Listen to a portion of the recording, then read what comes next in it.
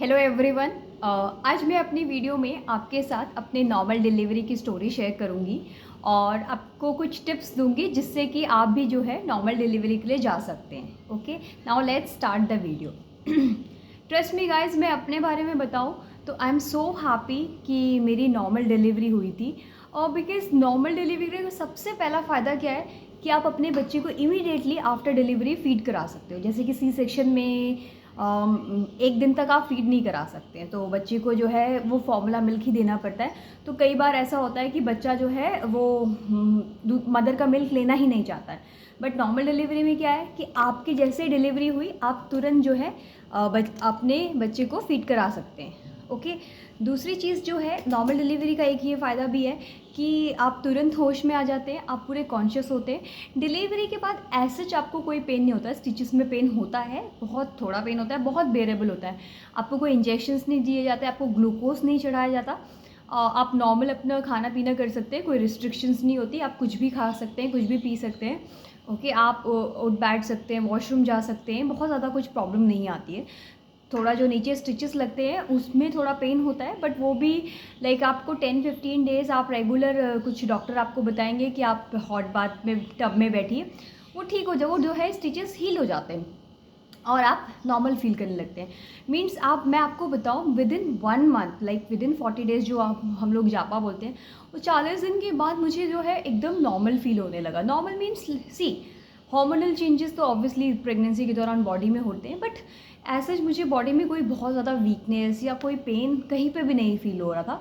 मैं बिल्कुल एकदम परफेक्टली पहले जैसा फील कर रही थी। ओके, तो मैं आपको अपनी नॉर्मल डिलीवरी की स्टोरी बताऊं तो जब मैं जैसे कि 23 जनवरी की रात को, आधी रात को 3-4 बजे के करीब करीब मुझे जो है वाटर लीक होने लग गया। लाइक वाटर मेरा ब्रेक हो गया। तो उसके बाद में मुझे पेन नहीं हो रहा था, शुरू में मुझे पेन नहीं हो रहा था।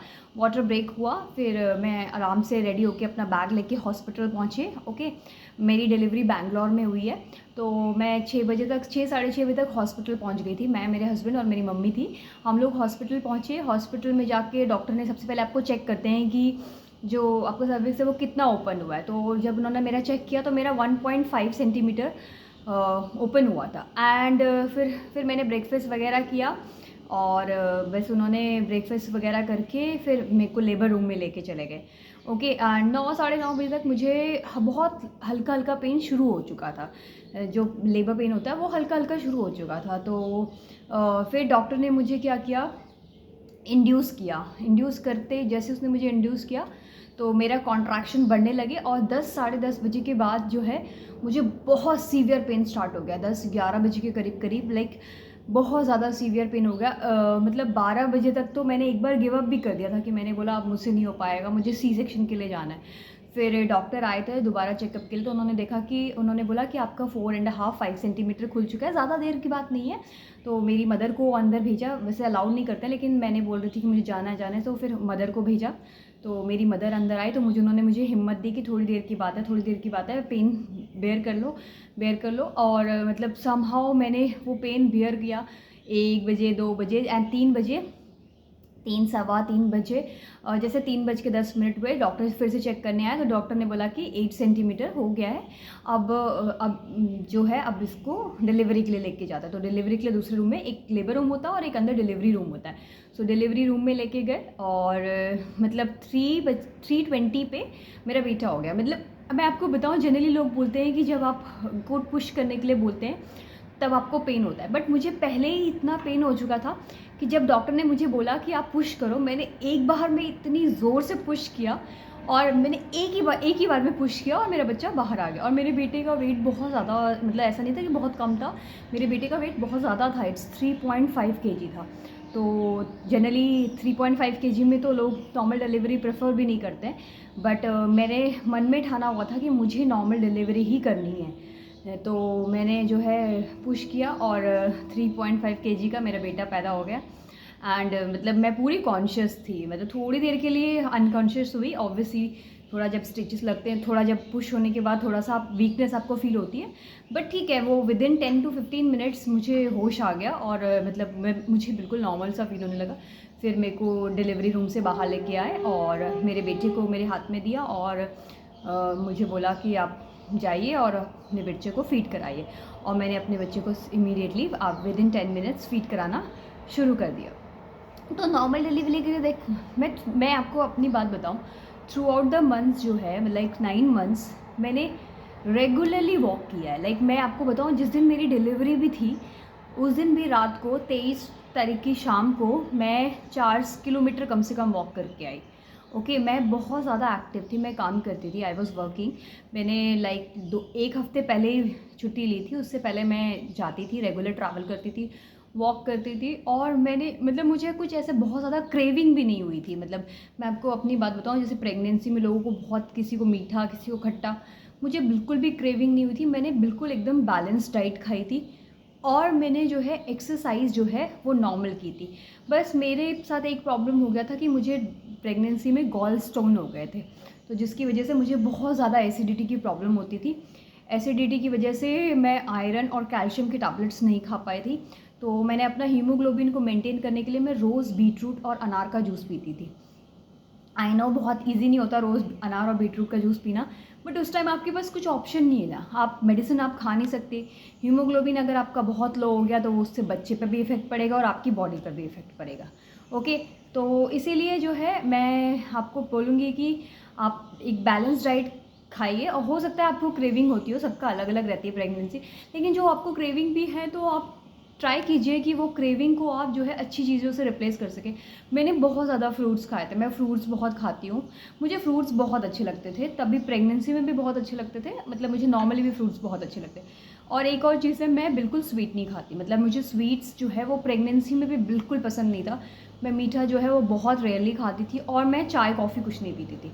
मैं बस मॉर्निंग में ब्रेकफास्ट में दूध पीती थी और रात को भी दूध पीती थी, क्योंकि मेरे पास ऑप्शन नहीं था, क्योंकि मैं कैल्शियम टैबलेट नहीं खा सकती थी, तो दूध ही मेरे पास ऑप्शन था। तो मैं दूध खाती थी, दही खाती थी, छेना खाती थी, फ्रूट्स खाती थी और नारियल पानी ये पीती थी। अपने आप को बहुत हाइड्रेटेड रखती थी।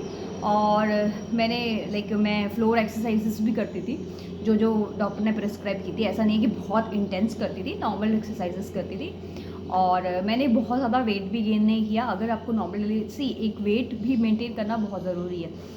ओके तो मैंने बहुत ज़्यादा वेट भी गेन नहीं किया, क्योंकि मैंने कुछ भी बाहर का नहीं खाया, बाहर का भी मैं नहीं खाती थी, प्लस मैं कुछ ऐसे अनहेल्दी भी नहीं खाती, क्योंकि मुझे क्रेविंग भी नहीं होती थी। कि लोग बोलते हैं उनको बहुत ज़्यादा आइसक्रीम खाने की, बहुत ज़्यादा केक खाने की क्रेविंग होती है, लेकिन मुझे वैसे कोई क्रेविंग भी नहीं हुई थी। मैंने नॉर्मल जो अपना नॉर्मल दाल रोटी सब्जी ये सब डाइट खाई, कभी खा लिया, मीठा खाने का मन करा तो कभी खा भी लिया, ऐसा भी नहीं है कि बिल्कुल ही नहीं खाया, सब कुछ खाया है, समोसे भी खाए, बट बहुत रेयरली, लाइक बहुत कम खाया है। और फिर मैंने लेकिन मैंने ये मन में एक सोचा हुआ था कि कुछ भी हो जाए मैं नॉर्मल डिलीवरी के लिए जाऊंगी। सी सेक्शन से मुझे सीरियसली बताऊँ, मुझे वो इंजेक्शन वाली बात सुन के बहुत डर लगता है, जो बैक में इंजेक्शन लगता है। और बहुत सारे लोगों से मैंने सुना है कि उसमें बैक में पेन रह जाता है। मेरा अपना कोई पर्सनल एक्सपीरियंस तो है नहीं, लेकिन मैं आपको बताऊं तो आप अपने मन में जो है, अगर आप ठान लें कि आपको नॉर्मल डिलीवरी के लिए ही जाना है, क्योंकि कई लोग जो है वो लेबर पेन से डर जाते हैं। लेबर पेन में मैं बताती हूँ, पेन होता है, इसमें कोई वो नहीं है कि पेन होता है, कभी कभी बहुत अनबेयरेबल पेन होता है, लेकिन वही है कि वो जब पेन जो है, जब आपका बच्चा बाहर आ जाता है तो अब वो पेन मुझे फील ही नहीं होता कि मुझे कितना पेन हुआ था। ठीक है, मुझे कुछ याद भी नहीं कि मुझे कितना पेन हुआ था, और मुझे लगता है कि अच्छा हुआ उस टाइम मैंने वो पेन सह लिया। उसकी वजह से क्या है कि मेरी हेल्थ जो है वो अच्छी है। मतलब होता है कि बैक पेन, लेग्स पेन, ये सब नहीं होता है। नॉर्मल डिलीवरी के बाद आप नॉर्मल फील करते हो, नॉर्मली बैठ पाते हो, अपने बच्चे को अच्छे से खिला पिला पाते हो। ठीक है, आपको स्टिचेस में, पेट में कोई स्टिचेस नहीं होते, तो ऑब्वियसली आपको सोने में सबसे अच्छी बात यह है कि आप तुरंत मसाज करवा सकते हो। मसाज, क्योंकि सी सेक्शन में तो आपके पेट में स्टिचेस लगते हैं, तो आप कुछ टाइम तक मसाज भी नहीं करा सकते।